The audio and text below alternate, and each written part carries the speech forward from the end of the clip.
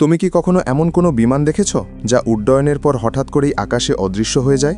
কোনো সংকেত নেই, কোনো ত্রুটি নেই, কোনো সতর্কতা নেই। ঠিক এক মুহূর্তের মধ্যে যেন আকাশ তাকে গ্রাস করেছে। এবং তারপর ৩৭ বছর পর হঠাৎ করে কি এটি ফিরে আসা সম্ভব? এটি কোনো সাধারণ ঘটনা নয়, বরং একটি রহস্য যা পুরো বিশ্বকে হতবাক করেছে। আমরা প্যান আমেরিকান ফ্লাইট 914-এর কথা বলছি, যা ১৯৫৫ সালে নিউ ইয়র্ক থেকে মিয়ামিতে উড়েছিল। বিমানটি ছেড়ে গিয়েছিল, কিন্তু কখনো তার গন্তব্যে পৌঁছায়নি। সকাল হয়ে গেছে। নিউ ইয়র্কের লাগোয়া বিমানবন্দর যাত্রীদের ভিড়ে মুখরিত ছিল।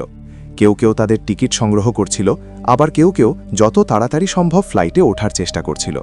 ফ্লাইটটিতে ৫৭ জন যাত্রী এবং ৪ জন ক্রু সদস্য ছিলেন, এবং সব কিছু স্বাভাবিক ছিল। ক্যাপ্টেন মিগুয়েল ভিক্টর কুরান বিমানটি চালাচ্ছিলেন, এবং তিনি তার আসনে বসে সব কিছু পরীক্ষা করছিলেন। এটি একটি সংক্ষিপ্ত নিয়মিত ফ্লাইট ছিল, যার একটি গন্তব্য ছিল। এটি ছিল মিয়ামি, ফ্লোরিডা, এবং সেখানে পৌঁছাতে মাত্র ৩ ঘন্টা সময় লেগেছিল। আবহাওয়া পরিষ্কার ছিল, কোনো সমস্যা ছিল না, এবং সব কিছু নিয়ন্ত্রণে ছিল। বিমানটি ঠিক ৯:৫০ উড্ডয়ন করেছিল, এবং কয়েক মিনিটের মধ্যেই এটি নিউ ইয়র্কের উঁচু ভবনগুলিকে পিছনে ফেলে চলে গিয়েছিল। বিমানটি আটলান্টিক মহাসাগরের উপর দিয়ে পৌঁছানোর সাথে সাথে যাত্রীদের মুখে প্রশান্তি ছিল। কেউ কেউ জানলা দিয়ে বাইরে তাকিয়েছিল, কেউ সংবাদ পড়ছিল, এবং কেউ কেউ মিয়ামি পৌঁছানোর আনন্দে কথা বলছিল। কিন্তু কেউ জানত না তাদের জন্য কি অপেক্ষা করছে। কয়েক মিনিটের মধ্যেই তাদের জীবন চিরতরে বদলে যেতে শুরু করে। সকাল ১০:০১ new York air traffic control flight 914 track করে এবং জানায় যে বিমানটি তার নিজের পথেই আছে। সব কিছু স্বাভাবিক ছিল, কিন্তু ১০:১৫ হঠাৎ কিছু একটা ঘটে গেল। অদ্ভুত ঘটনা ঘটল। রাডার স্ক্রিনে একটা ঝিকিমিকি দেখা গেল, এবং ফ্লাইট 914 হঠাৎ অদৃশ্য হয়ে গেল। চোখের পলকে বিমানের কোনো চিহ্ন খুঁজে পাওয়া গেল না। বিমান পরিবহন নিয়ন্ত্রণ কর্মকর্তারা হতবাক হয়ে গেলেন এবং তৎক্ষণাৎ বিমানের সাথে যোগাযোগ করার চেষ্টা করলেন। ফ্লাইট 914-কে ডাকতে চেষ্টা করেছিলেন, তুমি কি আমাদের কথা শুনতে পাচ্ছ? কিন্তু কোনো সাড়া পাওনি। ফ্লাইট 914, দয়া করে সাড়া দাও। কিন্তু কেবল নীরবতা ছিল। New York air traffic control উন্মাদনায় পড়ে গেল। কর্মকর্তারা ভেবেছিলেন হয়তো কোনো কারিগরি ত্রুটি ছিল, কিন্তু যখন তারা অন্য সব ফ্লাইট ট্র্যাক করে তখন সব কিছু স্বাভাবিক ছিল, ফ্লাইট 914 ছাড়া, যা বাতাসে উধাও হয়ে গিয়েছিল।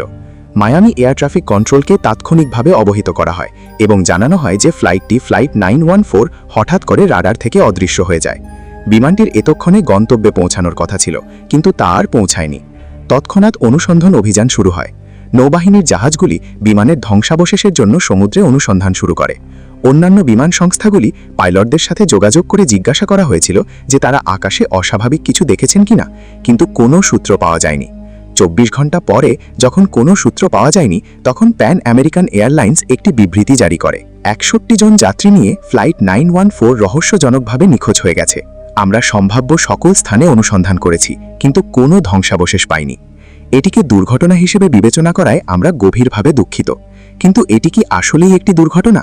বিমানটি কি কোনো দুর্ঘটনার শিকার হয়েছিল, নাকি এটি অন্য কোনো সময় এবং স্থানে আটকে ছিল? এই প্রশ্নটি সবার মনে ছিল, কিন্তু কারো কাছেই এর উত্তর ছিল না। কিন্তু তারপর ৩৭ বছর পরে ১৯৯২ সালে একটি চমকপ্রদ রহস্য উন্মোচিত হয়, যা ১৯৫৫ সালে নিখোঁজ হয়ে যাওয়া ফ্লাইট 914 ততক্ষণে একটি বিস্তৃত গল্পে পরিণত হয়েছিল। এটিকে একটি মর্মান্তিক দুর্ঘটনা হিসেবে বিবেচনা করা হয়েছিল। যাত্রীদের মৃত ঘোষণা করা হয়েছিল এবং কেউই ফ্লাইট সম্পর্কে কিছুই জানতে পারেনি।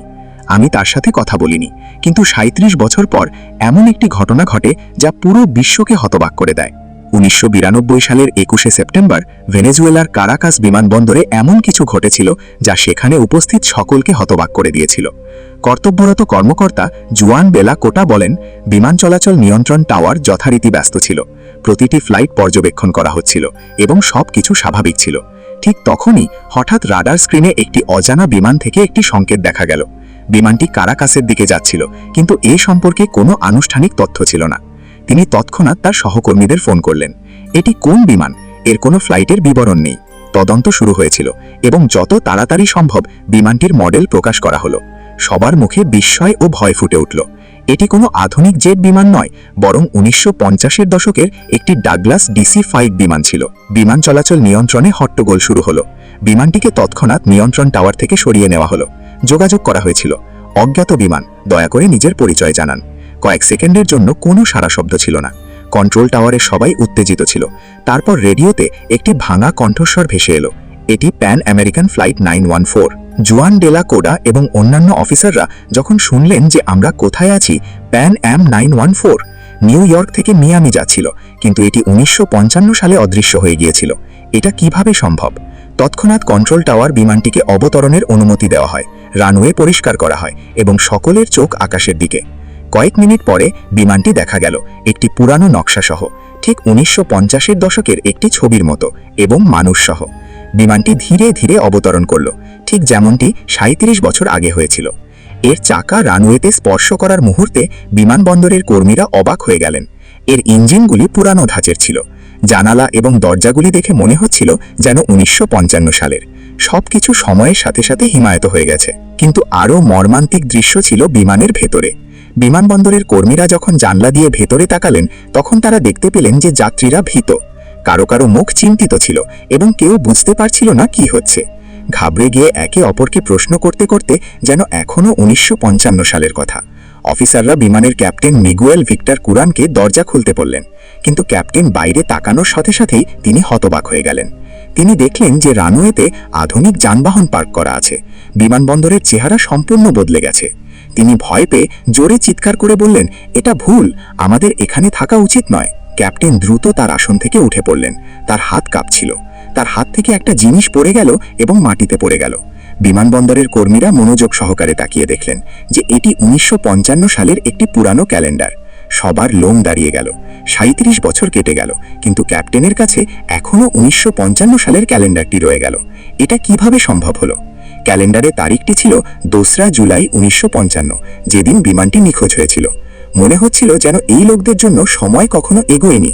অফিসাররা ক্যাপ্টেনকে শান্ত করার চেষ্টা করলেন, কিন্তু তিনি অত্যন্ত ভীত ছিলেন এবং তিনি ঘাবড়ে গেলেন এবং তার ক্রুদের বললেন যে আমাদের এখান থেকে অবিলম্বে চলে যেতে হবে। কেউ কিছুই বুঝতে পারল না। তারপর হঠাৎ ক্যাপ্টেন ইঞ্জিন চালু করলেন এবং তারপর এমন কিছু ঘটল যা কখনো ভোলা যাবে না। বিমানবন্দরের কর্মীরা বিমানটি থামিয়ে দিলেন। থামানোর চেষ্টা করলাম, কিন্তু ক্যাপ্টেন কারো কথা শুনলেন না। বিমানটি রানওয়েতে দ্রুত ছুটে গেল এবং কয়েক সেকেন্ডের মধ্যে বাতাসে উড়ে গেল। কন্ট্রোল টাওয়ারের কর্মকর্তারা রাডারে এটি ট্র্যাক করার চেষ্টা শুরু করলেন, কিন্তু কয়েক সেকেন্ডের পরে বিমানটি আবার অদৃশ্য হয়ে গেল। এখন আবার কোথায় গেল? এটা কি সময়ের ফাটল? এই বিমানটি কি অন্য কোনো মাত্রায় চলে গেছে? এই ঘটনাটি একটি বিজ্ঞান কল্পকাহিনীর সিনেমার মতো মনে হচ্ছে, কিন্তু কিছু লোক কেউ কেউ এটিকে সম্পূর্ণ সত্য বলে মনে করেন, আবার কেউ কেউ এটিকে একটি কাল্পনিক গল্প বলে মনে করেন। ফ্লাইট 914 এর রহস্য কয়েক দশক ধরে মানুষকে বিভ্রান্ত করে আসছে এবং এর সমর্থনে অনেক গল্প এবং কথিত সাক্ষী রয়েছে। কিন্তু এটি কি সত্য? এর কোনো সুনির্দিষ্ট প্রমাণ নেই। কিছু প্রতিবেদনে বলা হয়েছে যে গল্পটি 1980-র দশকে একটি আমেরিকান ট্যাবলয়েড সংবাদপত্রে প্রকাশিত হওয়ার পর থেকেই শুরু হয়েছিল। বলা হচ্ছে যে গল্পটি পুরোপুরি বানোয়াট এবং এর কোনো সরকারি রেকর্ড নেই। অনেক বিশেষজ্ঞ দাবি করেন যে ফ্লাইট 914 কখনো অস্তিত্বে ছিল না এবং কারাকাস বিমানবন্দরে এমন কোনো ঘটনা রেকর্ড করা হয়নি। তাহলে এই গল্পটি কোথা থেকে এসেছে?